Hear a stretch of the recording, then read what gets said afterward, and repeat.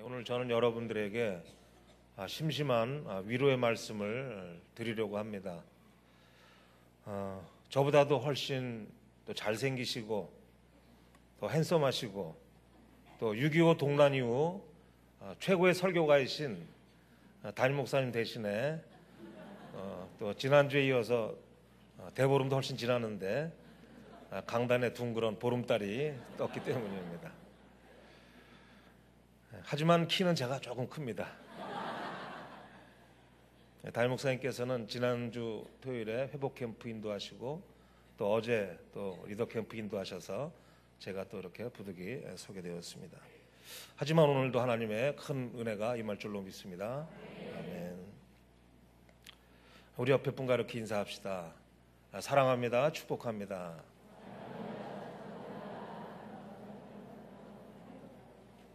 또 한 번 인사합시다. 잘 되고 있습니다. 염려하지 마세요.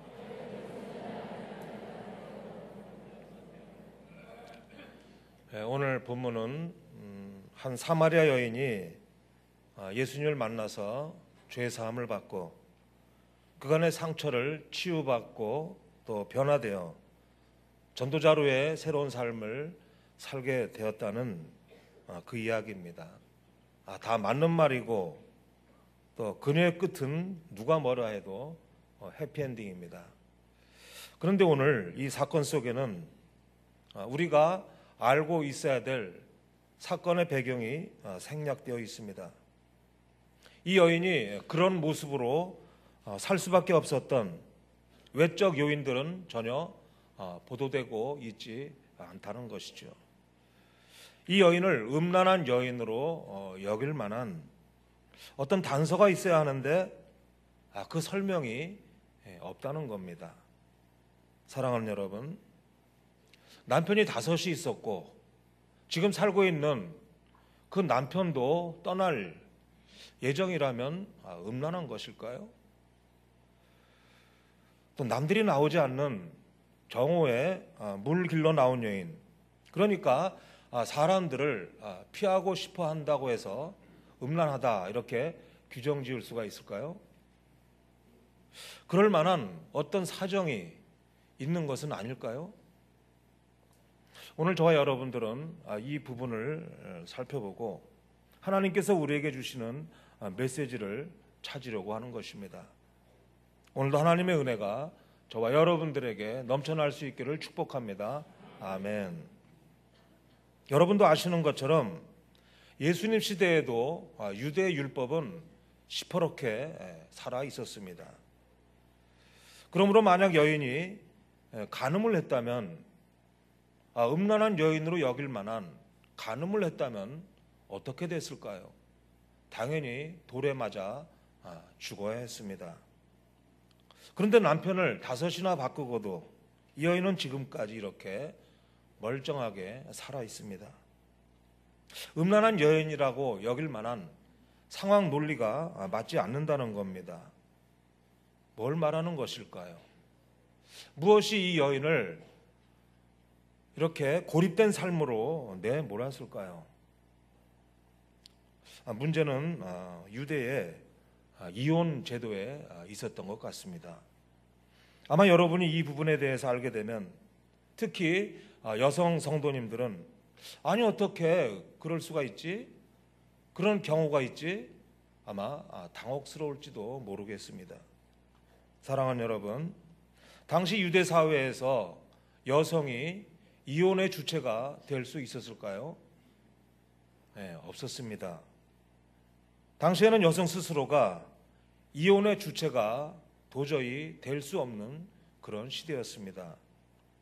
더욱이 유대법에 이 여성들은 경제 행위도 할 수가 없었고요. 또 아들이 없으면 상속권도 없었습니다. 그런데 그런 상황에서 이 여인이 5번이나 결혼할 수밖에 없었다면 그것은 지독한 남성 중심 사회에서 살아남기 위해 몸부림칠 수밖에 없었던 한 소외된 사회적 약자로서의 여성으로 봐야 할 것입니다. 그 증거를 찾기 위해서 구약에서 이혼에 관련된 기사를 찾아봤습니다. 기사 가운데 여성이 주어가 되는 그러한 부분들은 100% 수동태로 기록되고 있습니다. 레위기 21장 14절에 과부가 이혼당한 여자나 이렇게 되어 있고요. 또 레위기 22장 13절에 만일 그가 이혼을 당하든지, 또 민수기 30장 9절을 보게 되면 이혼당한 여자의 서원이나 이런 식으로 되어 있습니다. 무슨 뜻입니까? 여성은 이혼당하는 존재라는 겁니다. 반면에 그 남자가 주어가 되는 경우에는 100% 능동태로 되어 있습니다. 신명기 24장 1절에 그를 자기 집에서 내보낼 것이요. 또 레위기 21장 7절에는 이혼당한 여인을 취하지 말지니, 이렇게 내보낸다, 취한다, 능동태로 되어 있는 겁니다. 또 신약을 보게 되면 마태복음 19장 3절에 바리새인들이 예수님을 시험하기 위해 질문하는 내용이 나옵니다. 사람이 어떤 이유가 있으면 그 아내를 버리는 것이 옳으니까. 무슨 말입니까? 아무 이유 없이 아내를 버리는 경우가 있었다는 말입니다. 이것을 뒷받침해 주는 자료가 있습니다.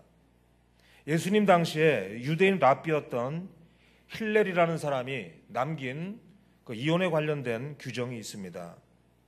이렇습니다. 만약 당신의 아내가 집을 너무 더럽게 하여 청소를 하지 않으면 이혼할 수 있다. 오늘 아침에 교회 나오실 때 청소하지 않고 나오신 분들 당황스러우시죠? 또 이렇게 합니다. 요리를 해주지 않거나 더러운 접시를 설거지하지 않고 남겨두었을 때도 이혼할 수 있다. 설거지만 안 해도 이혼 요소가 된다는 겁니다. 또 더 놀라운 게 있습니다. 당신이 집에 돌아왔을 때 아내가 밝게 웃지 않거나 당신이 본 다른 여성이 더 좋아 보이면 이혼 증서를 써서 줄 수 있다. 얼마나 황당한 일입니까? 이처럼 당신 남편들이 아내에게 트집을 잡아서 이혼 증서를 마구 써줌으로 이혼이 보편화되어 있다는 겁니다. 이런 걸 다 감안한다면 이 여인은 그야말로 피해자요, 약자요, 소외당한 자요, 삶의 탈출구를 전혀 찾을 수 없는 절망의 자리에 철저하게 내던져진 그러한 여인이었다는 것이죠. 또 우리가 주목할 것은 이 여인과 예수님의 만난 시간입니다. 다들 아시겠지만 여인을 만난 시간은 유대 시간으로 제6시, 그러니까 우리 시간으로는 낮 12시 정오입니다. 그 시간은 사막의 가장 뜨거운 시간대입니다. 그런데 이 여인은 왜 그 시간대에 물을 기르러 나와야 했을까요? 그것은 바로 이 여인의 삶은 동굴 속에 들어간 삶이었던 겁니다. 우울증, 그리고 대인 기피증에 빠져서 도무지 사람들을 만나고 싶지 않은, 사람들이 북적거리는 시간대에 결코 가지 않으려는 깨진 마음, 상한 마음, 그 상태였던 것입니다. 그래서 할 수만 있다면 사람들을 피하고 싶어서 아무도 나오지 않는 그 시간대에 운물에 나온 겁니다. 오늘 본문을 보게 되면 그런 절박함을 짐작케 하는 내용을 소개하고 있습니다. 우리 다 함께 15절을 읽겠습니다. 시작. 여자가 이르되 주여 그런 물을 내게 주사 목마르지도 않고 또 여기 물 기르러 오지도 않게 하옵소서. 그녀의 마음속에는 아예 사람들을 쳐다보지 않고 살았으면 좋겠습니다. 하지만 물은 먹고 살아야 되고 또 물을 길러 나와야 되니까 정말 혼자 살아갈 수 있도록 물 길러 나오지 않도록 해주세요 하는 마음이 그녀의 마음이었던 겁니다. 그럼 그녀에게 예수님이 말씀하시죠. 가서 내 남편을 불러와라. 갑자기 뜬금없이 남편 얘기를 하는 겁니다. 그랬더니 이어지는 그녀의 답변이 무엇입니까? 나는 남편이 없습니다. 이렇게 대답을 합니다. 예수님께서는 그 얘기를 듣자마자 너에게 남편이 5이 있었고 지금 있는 자도 내 남편이 아니니 내 말은 참되도다 이렇게 말씀하십니다. 사랑하는 여러분, 지금 이 대화는 무엇일까요? 너 어디다 대고 거짓말이야? 내가 싱글이라고? 내가 다 알고 있는데, 이렇게 그 여인의 마음의 비밀을 다 알아내시는 예수님의 신통력과 투시력을 말하고 있는 것일까요? 그리고 그녀의 말도 진실을 감추고 거짓말을 하고 있다, 이렇게 생각해야 할까요? 그렇지 않습니다, 여러분. 오히려 지금 여기서 그 여인과 그 예수님께서 주고받은 대화는 그녀의 가슴 속에 있는 한숨과 절망입니다. 여인이 나는 남편이 없나이다 이렇게 말할 때에 그녀의 말은 그야말로 상한 마음, 깨진 마음이었던 겁니다. 그동안 남편이 5이나 있었고요. 그런데 다 떠났습니다. 지금 남편도 떠날 것이 뻔한데 내게 무슨 남편이 있습니까? 내게 무슨 불러올 남편이 있습니까? 체념 섞인 마음으로 그녀는 말한 것입니다. 예수님께서 그녀에게 하신 말씀도 그녀의 거짓말을 드러내는 말씀이 아니라 오히려 그녀 마음속에 있는 상한 마음을 만져주신 것입니다. 그래, 맞다. 지금 남편도 내 남편이 아닐 거야. 그 남편도 곧 떠날 것이니까 말이야. 예수님은 그런 여인의 마음을 정확하게 보셨던 것입니다. 사랑하는 여러분, 사람이 마음속에 담고 있는 거짓말이 드러났을 때 놀라고 엎어지는 것이 아닙니다. 오히려 말로는 표현할 수 없는 내 가슴 속에 깨지고 무너진 마음을 알아주는 사람을 만나면 그때 마음이 비로소 열리게 되는 것입니다. 그러므로 여인이 당신은 선지자 아니십니까? 놀랐던 것은 아니 내 마음과 가슴 속에 담겨 있는 무너진 속을 어떻게 당신이 아셨습니까? 이런 고백인 것입니다. 사랑하는 여러분, 예수님은 우리의 입술의 언어를 들으시는 분이 아니라 우리의 가슴 속에 있는 마음의 언어를 들으시는 분인 줄 믿으시길 바랍니다. 내 말로는 표현할 수 없지만 그러나 내 마음과 가슴 속에 담겨 있는 눈물과 그 언어를 들어주시는 분, 그분이 바로 예수님이시라는 말씀입니다. 바로 이런 얘기인 겁니다. 아버지 계시니? 저 아버지 없어요 라고 말할 때 그 심정을 아시는 것입니다. 자식이 있습니까? 저는 자식이 없습니다 라고 말하는 그 마음속에 있는 눈물을 아시는 것입니다. 남편 없으세요? 저 남편 없어요 말할 수밖에 없는 그 마음, 그 마음이 바로 오늘 사마리아 여인의 마음입니다. 다 그런 것은 아니지만 간혹 가다가 그 양로원에 그 자녀들이 한 번도 찾아오지 않는 그런 버림받은 할아버지 할머니들이 계시다고 합니다. 그래서 양로원에 가면 절대로 물어봐서는 안 되는 질문이 있는데 그것은 바로 자식 없어요? 아들 없으세요? 라고 하는 질문이라고 합니다. 그 질문이 양로원에서 금기사항인데 가끔 어쩌다가 오는 봉사자들이 그런 실수를 한다고 합니다. 자식 없어요? 아들 없으세요? 그렇게 물어볼 때에 할머니 할아버지들이 뭐라고 대답합니까? 그 나쁜 놈의 자식이 나를 버렸어 이렇게 말하지 않는다는 겁니다. 자식은 자기를 버렸는데 부모는 자식의 체면과 명예를 생각한다는 거죠. 저는 자식이 없어요 이렇게 하는 말에 거짓말 마세요 라고 말할 것이 아니라는 겁니다. 오히려 거기에 담긴 언어가 무엇입니까? 할머니 할아버지의 절망의 이야기, 상한 마음의 이야기가 그 속에 담겨 있는 것 아니겠습니까? 오늘 예수님은 여인의 가슴 속에 담겨 있는 탄식과 또 피눈물처럼 터져나오는 그 분노와 그 절망을 예수님이 다 아시고 자기에게 다가오셨기 때문에 이 여인은 그 마음이 녹아내렸던 것입니다. 이분에게서만큼은 보통 남자들의 그 우월감을 가진 비판의 눈초리가 아닌 위로와 친애의 빛을 발견했던 것입니다. 그 여인생의 처음으로 비난자로가 아닌 친구로서, 정죄하는 자가 아니고 이해하는 자로의 한 분을 만났던 겁니다. 그래서 여인은 자기 마음을 온전히 열 수 있었던 것입니다. 사랑하는 여러분, 혹시 오늘도 지금 이 시간도 정오의 태양볕 아래에 나와야만 하는 분은 안 계신지요? 아무도 만나고 싶지 않는 삶의 자리가 필요하고, 혼자 동굴 속에 들어가 문 걸어 잠그고 살고 싶다, 이렇게 홀로 고백하는 분은 안 계신지요? 예수님께서는 지금도 그런 분들을 찾아오셔서 기다리고 계시는 줄로 믿습니다. 그 주님을 만나기만 하면 내 입으로 말하지 못하는 내 가슴 속의 이야기들을 주님께서 다 들어주실 것입니다. 주님은 다 알고 계십니다.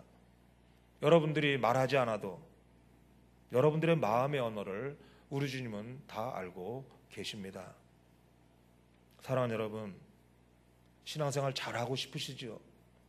그런데 그게 잘 안 되지요. 아내에게, 남편에게, 또 그리고 자녀들에게도 정말 잘해주고 싶은데 그것은 마음뿐일 때가 많이 있지요. 사랑한다, 미안하다, 이렇게 말하고 싶은 마음은 있지만 어색해서 입 밖으로 그 말이 나오지 않을 때도 많이 있지요.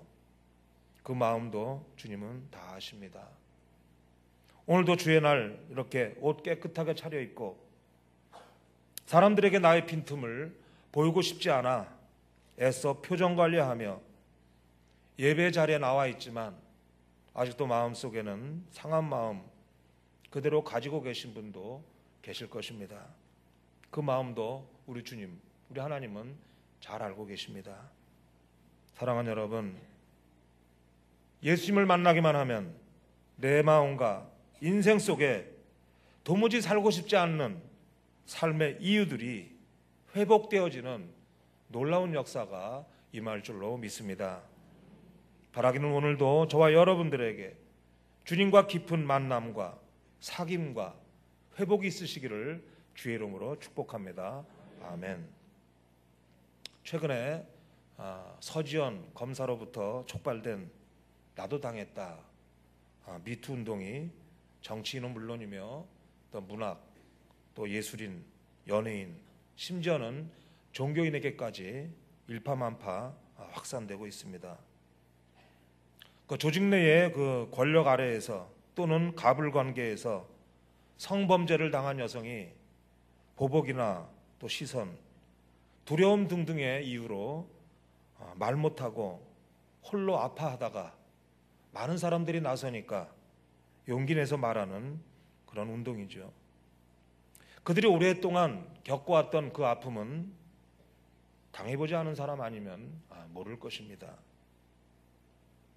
사실 우리 사회에서 우월적 지위 등을 이용해 자행되는 권력형 성범죄가 더 이상 발 붙일 수 없도록 뿌리를 뽑아야 하는 것은 맞습니다. 마침 정부에서도 관련 범죄 법정형을 상향 조정하고 또 공소시효를 연장하는 그 방안 등을 추진한다고 하니까 적극 지지하고 환영할 만한 그런 일이죠. 그런데 지난 금요일 가해자로 고발당한 배우 조민기 씨가 자살했다는 기사를 봤습니다. 그 기사 첫 부분에 이렇게 기록되고 있습니다. 순수한 정화운동으로 시작했는데 가장 최악의 결과가 나타났다. 그렇습니다. 앞으로가 더 걱정입니다. 더 이상 극단적인 선택을 하는 사람이 나와서는 안 되겠습니다. 이 미투 운동이 가해자를 고발해서 이 사회에서 매장시켜야겠다, 이런 보복의 차원에서 이루어진다면 보복의 악순환은 계속될 것이며 제2, 제3의 더 많은 피해자를 양산하는 그러한 쪽으로 흘러가게 될 것입니다. 어떤 피해 여성은 내게 고통을 준 그 사람이 승승장구하는 것을 두고 볼 수 없었다. 이렇게 말하며 고발했습니다. 하지만 또 어떤 피해자는 또 다른 피해자가 생겨서는 안 된다는 마음으로 나왔다. 이렇게 말하는 피해자도 있었습니다. 저는 후자가 맞다고 생각합니다. 정말 기자의 말처럼 순수한 정화운동으로 되어져야 할 것입니다. 지금은 정말 우리 크리스찬들이 어느 때보다 더 거룩하게 살고 또 이 때를 위해서 많이 기도해야 할 때라고 생각합니다. 예수님께서 요한복음 10장 10절에서 이런 말씀을 하셨습니다. 도둑이 오는 것은 도둑질하고 죽이고 멸망시키려는 것뿐이요 내가 온 것은 양으로 생명을 얻게 하고 더 풍성히 얻게 하려 함이라. 이 말씀처럼 이 때를 악용해서 인간의 몸과 영혼을 죽이고 황폐화시키고 파멸시키려는 어둠의 영, 사탄의 괴계가 있기 때문입니다. 이런 바람이 있습니다. 피해자들 가운데 크리스찬이 있다면 도저히 나는 용서가 되지 않지만 예수님 때문에 용서합니다. 이렇게 말하고 그 뒤를 따라서 나도 용서합니다. 미투. 이렇게 하는 운동이 확산되었으면 좋겠다는 생각을 해봤습니다. 왜 그렇습니까? 우리의 진정한 치유와 회복은 오직 예수님께 있기 때문입니다. 사랑하는 여러분, 살아야 할 이유보다 죽어야 할 이유가 더 많았던 한 여인의 변화가 더 많은 영혼들을 구하는 은혜의 통로가 되었습니다. 우리 다 함께 28절과 29절을 읽겠습니다. 시작.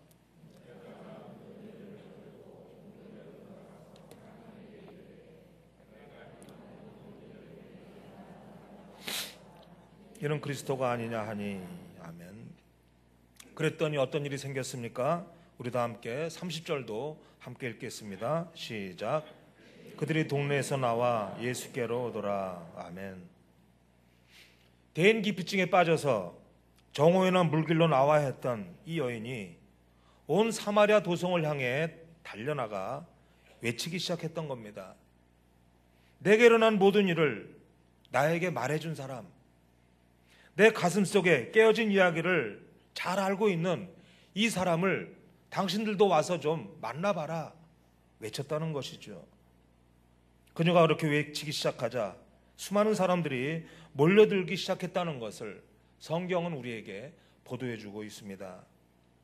이렇게 하나님의 회복의 역사는 바로 한 여인의 변화된 삶으로 인해 일어났던 것입니다.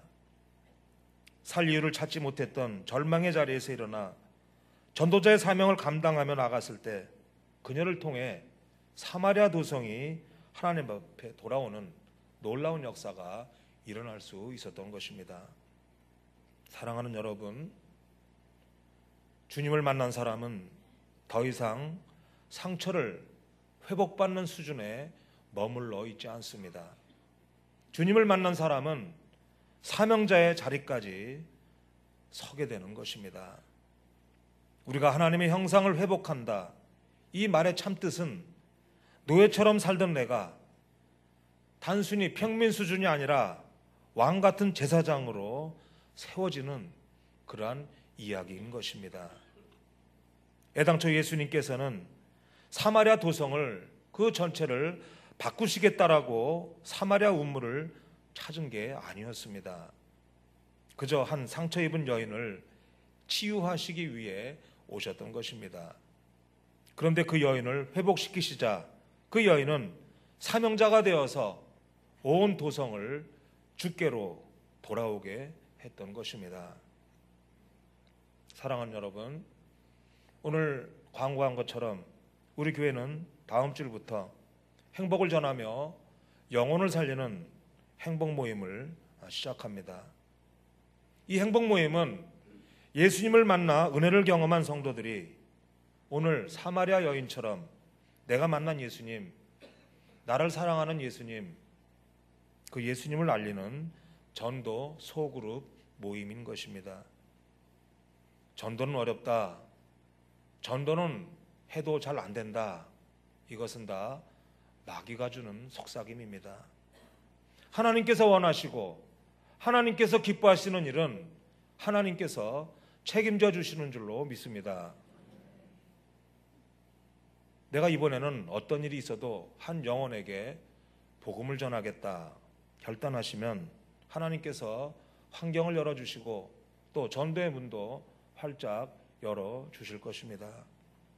사랑하는 여러분, 한 영혼 안에서 온 우주의 가치를 볼 수만 있다면 그 한 영혼을 위해 투자하는 것이 결코 낭비가 아닐 것입니다. 그럼에도 우리는 지금 온 세상을 바꾸려다가 한 영혼의 가치를 잊고 살아가는 것은 아닐까요? 그 한 사람 한 사람을 가슴에 품고 그분들을 위해 기도하고 또 그분들을 치유받게 해서 사명자로 세우는 게 진정으로 하나님께서 우리에게 원하시는 일이며 또 우리가 마땅히 해야 할 일이 아니겠습니까? 그리고 그 일 끝에는 하나님께서 원하시는 진정한 교회가 세워지게 될 것입니다. 지금도 육신의 질병이나 마음의 상처로 아파하시는 분들은 분명히 하나님께서 고쳐주시고 회복시켜 주실 것입니다. 왜 그렇습니까? 그런 분들이 정상적인 사람들보다 더 은혜의 통로로 쓰시는데 효과적이기 때문입니다. 이 사실을 잊지 마시고 오늘도 힘내시고 용기 내시기 바랍니다. 그리고 지금 그 주님을 만나겠다고 결심하십시오. 그러면 주님은 찾아주실 것입니다. 주님은 분명히 여러분들을 찾아오셔서 여러분들의 이야기를 들어주시고 마음을 만져주시고 고쳐주실 것입니다. 그리고 여러분들은 은혜의 통로로 귀하게 쓰임받게 될 것입니다. 이 소박한 비전을 오늘도 이 시간에 소망하시고 그 꿈을 마침내 이루어가는 저와 여러분의 생애가 될 수 있기를 주의 이름으로 축원합니다. 아멘. 기도하겠습니다. 사랑과 자비가 풍성하신 아버지 하나님, 이 시간 우리의 진정한 치유와 회복이 오직 하나님께 있음을 깨닫게 하시니 감사를 드립니다. 날마다 우리가 주님과의 만남을 소망하게 하시고 주님과의 깊은 만남과 사귐을 통해 우리의 영혼이 소생하며 우리의 상처와 아픔이 치유되게 하시고 그 상처와 아픔이 오히려 은혜의 통로로 쓰임받아 진정한 사명자로 살아갈 수 있도록 인도하여 주옵소서. 예수님 이름으로 기도합니다. 아멘.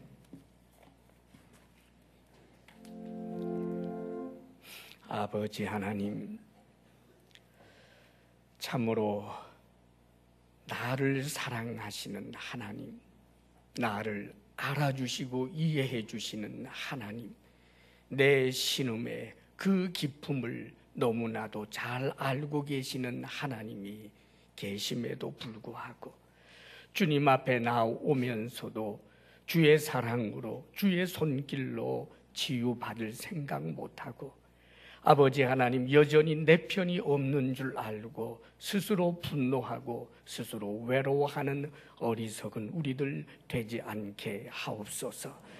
오 주여, 나를 위하여 죽으신 주님의 사랑과 나를 깊이 이해하여 주시는 주님만으로 충분히 만족하며 용서하며 복의 통로로 살아가는 우리들 되게 하옵소서.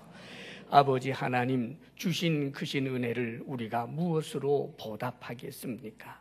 다만 감사의 마음으로 여기 이 물질을 올려드리오니 주님을 사랑함으로 드리고 감사함으로 드리고 즐겁게 드리며 힘을 다하여 드리며 삶의 모든 어려움 가운데서도 감사를 찾아 헤아려 올려드리는 주님을 향한 이 물질을 받아주시기를 간절히 원합니다. 주의 사랑하는 주의 백성들이 오직 주님께로부터 받기로 결심하게 하여 주셔서 주님 앞에 성실히 일한 열매를 주님께로 100배나 얻게 하여 주옵소서. 우리 성도들에게 건강의 복을 주옵소서. 마음의 평강을 주옵소서.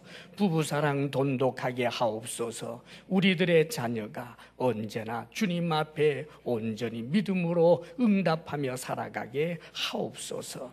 이제는 우리 주 예수 그리스도의 크신 은혜와 하나님 아버지의 한없는 사랑과 성령의 교통하심과 충만케 하심이 나를 사랑하시고 이해하시고 한편이 되어 주사 언제나 동행하여 주시는 주님의 은혜를 감사하며 이제 복의 통로로 살겠습니다 고백하며 나아가는 사랑하는 모든 성도들 위해 이제로부터 영원토록 함께 하시기를 간절히 축원하옵나이다. 아멘.